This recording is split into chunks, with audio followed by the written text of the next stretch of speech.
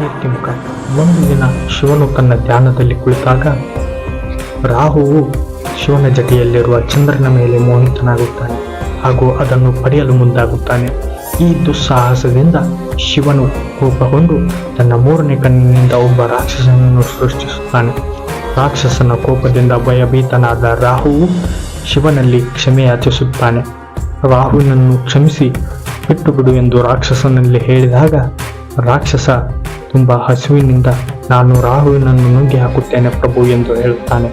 ಆಗ ಶಿವನು ನಿನ್ನನ್ನು ನೀನೇ ನುಂಗಿ ಹಾಕಿಕೋ ಎಂದು ಹೇಳಿದಾಗ ರಾಕ್ಷಸ ತನ್ನ ಕಾಲಿನಿಂದ ಕುತ್ತಿಗೆಯವರೆಗೆ ತನ್ನ ದೇಹವನ್ನು ನುಂಗಿ ಹಾಕಿದರೂ ಕೂಡ ಹಸಿವು ನೀಗದ ಕಾರಣ ಶಿವನು ನೀನು ಭೂಲೋಕಕ್ಕೆ ಹೋಗಿ ಮನುಷ್ಯನ ಅಹಂಕಾರ, ಕೋಪ ಹಾಗೂ ಕೆಟ್ಟ ದೃಷ್ಟಿಗಳನ್ನು ನುಂಗಿ ಹಾಕು ಎಂದು ಹೇಳುತ್ತಾನೆ.